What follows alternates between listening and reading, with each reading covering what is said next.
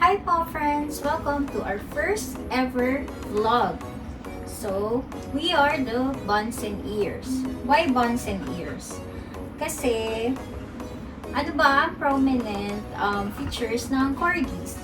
Their buns and their ears. So, I have two corgis here. These are my fur babies. This one is Ellie. Ellie is 1.5 years old, and this is our new baby, Charles. Charles is only 3 months old.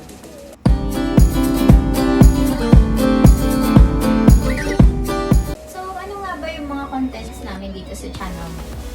So, mga contents namin is all about our fur babies. So, ako yung fur mom nila, I'm Riz, and it's all about their daily routines, kung ano mga ginagawa nila, ano mga kinakain nila, and other things like travels and stuff. So, right now, si Charles, naka-diaper pa siya kasi hindi pa siya potty trained kasi 3 months pa lang siya.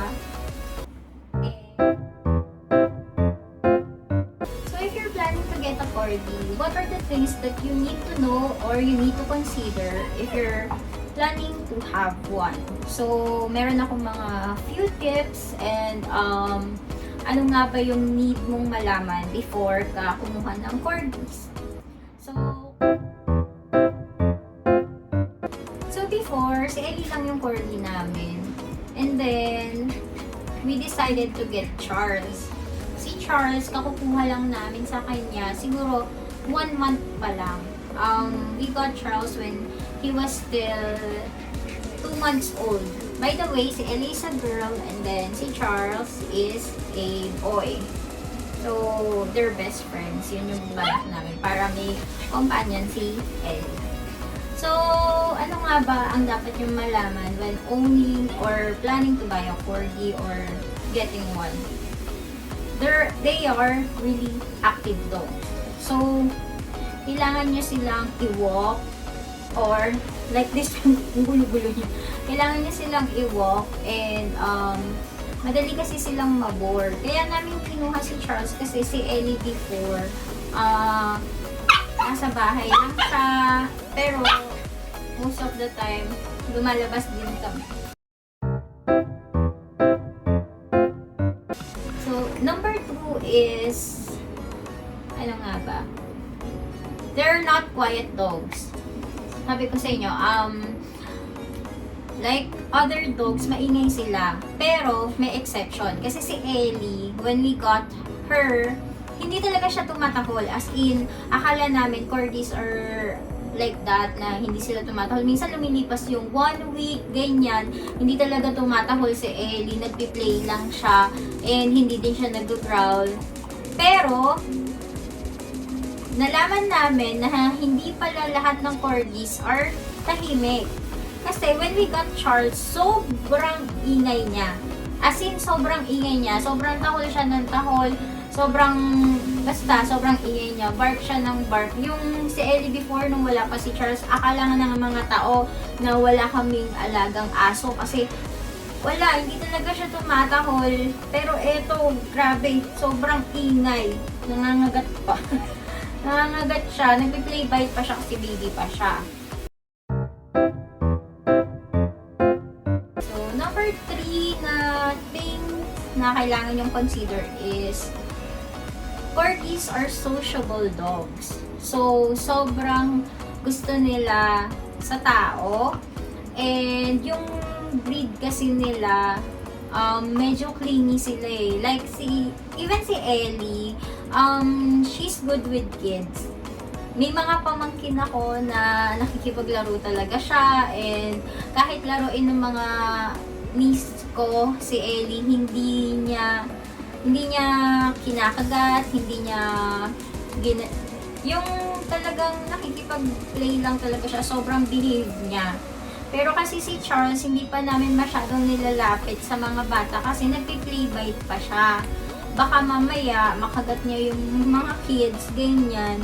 Hindi pa kasi siya masyadong trained kasi since 3 months old pa lang si Charles. another one is corgis are impressively smart and clever. So, madali silang turuan. Even si Ellie, madali naman siyang turuan.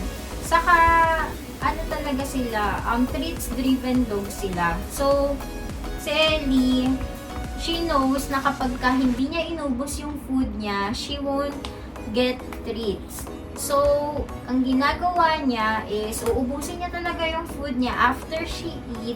Ang gagawin niya, tatawagin niya yung isa sa amin, nung partner ko, para bigyan siya ng treat. So, yun na yung routine niya. Kaya, talagang inuubos niya yung food niya.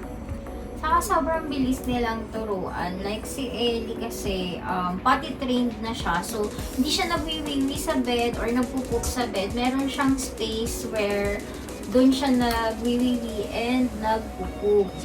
Kaya, hindi siya messy or hindi talaga siya like yung other dogs. Kasi before, we already have Shih Tzu sa bahay.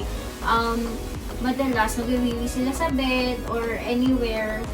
And then, nagpupupo din sila anywhere. Pero si Ellie, she's potty trained na dun sa certain space lang na yon, dun siya nagwiwiwi, dun din siya nagpupupo.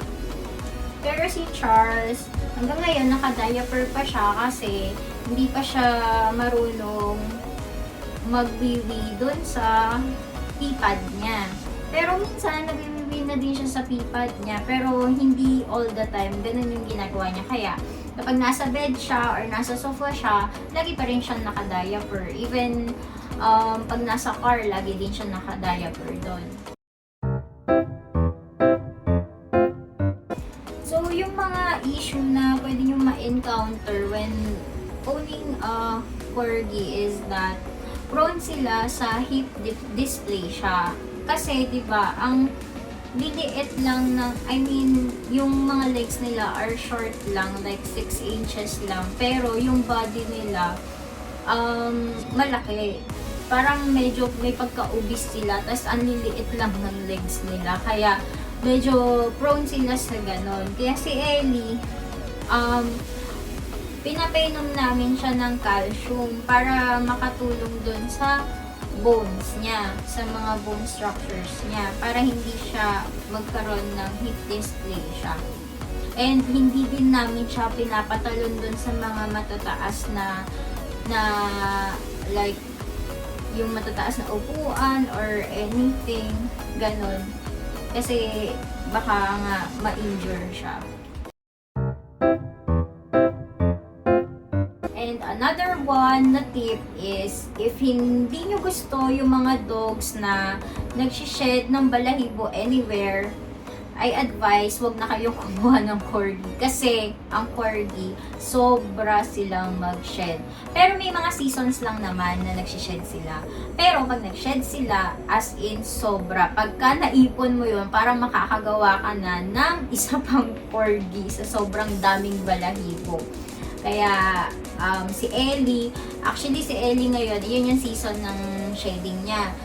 Pero, patapos na siguro kasi medyo nabawasan na yung pag-shed niya ng balahibo niya. Pero kung yun nga, hindi kayo, ayaw nyo ng maraming balahibo or may asthma kayo, allergic kayo, ganyan, hindi advisable na kumuha kayo kasi I think hindi sila talaga hypoallergenic. Talagang nagsished sila ng balahibo. And, for naman dun sa grooming and pagpapaligo sa kanila, I think hindi naman sila sobrang high maintenance na dog. Kasi si Ellie, hindi naman namin siya laging pinapag-groom. Pag lang gusto namin ipaputol yung nails niya kasi ayaw niya nagpapaputol ng nails sa amin. So, dinadala namin siya sa pet shop para paputulan ng nails. Pero, hindi naman need na i-cut yung hair niya or anything. Pero, ang pagpapaligo sa kanila, hindi dapat every 2 days or every week. Kasi kami, ang ginagawa namin kay Ellie, once or twice a month lang namin siya pinapaliguan. Kasi, ang corgis, hindi talaga sila bumabaho. Based on my experience ha, hindi talaga sila bumabaho. As in, si Ellie is katabi pa namin siya matulog everyday. So, hindi talaga siya bumabaho. And even si Charles, hindi din siya bumabaho. Kaya hindi din katulad ng ibang dogs na halos every 2 days kailangan mong paliguan kasi umaamoy na sila. And hindi talaga sila amoy dogs kahit na matagal silang hindi naliligo.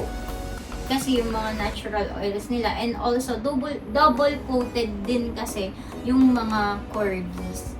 Like yung mga balahibo nila. So ayun. And lastly, corgis are really clingy. So si Ellie nga, like what I've said kanina, katabi namin siya matulog. As in, pagkatabi namin siya matulog, like half ng bed namin, siya lang kasi umiikot-ikot siya doon. Pagkatabi mo siya, parang ikaw na yung mag-a-adjust ng space kasi siya, mas malaking space yun na sasakop niya. Si Charles kasi, hindi pa namin siya katabi mag-sleep kasi nga, hindi pa nga siya potty train. So, si Charles, natutulog pa siya sa cage niya. Pero si Ellie, katabi na talaga namin siya mag-sleep even before, nung halos before kasi, nung mga 5 months si Ellie, kakuha lang namin siya. Hindi talaga siya umaakyat sa kama. Pero nung natuto na siyang umakyat sa kama, ayun, lagi na siya natutulog beside us. And hindi siya talaga natutulog pag hindi niya kami katabi. Like, kailangan may isa na nasa bed na para aakyat na siya sa bed para mag-sleep na din siya. Pagka wala siyang katabi sa bed, or pag siya lang mag-isa, hindi talaga siya umaakyat. Naghihintay talaga siya na katabi. Yung sobrang clingy talaga nila. Like si Ellie. Diba Ellie? Oh, look at the camera, Ellie. What do you want? Nasira na po niya yung toy. What do you want? Actually, toy ito ni Charles. Pero nilalaro niya na. And then, ayan nga, nasira na niya. So, ayun muna sa first intro vlog natin. And, tulog na si Charles. And sana support niyo yung channel namin, and then marami pa kaming ibang content na i-upload. Sana i-like nyo din and subscribe and share our channel. And para sa mga dog lovers out there, please support our channel. So that's it for now po, friends. We will upload as much as possible para makita nyo yung mga ginagawa nila Ellie, and then kung ano yung mga libangan na ginagawa nila everyday. Also sa mga place na binivisit namin with our fur babies, and basta marami kaming i-upload, and I hope you subscribe and like our channel. And if you have questions about owning a corgi, you can just comment down below yung mga questions nyo, and I will try my best na sagutin lahat ng questions nyo. So that's it po, friends. See you on our next vlog. Again, I am the Fur Mom Riz. This one is Ellie and Charles. We are the Buns and Ears. Bye!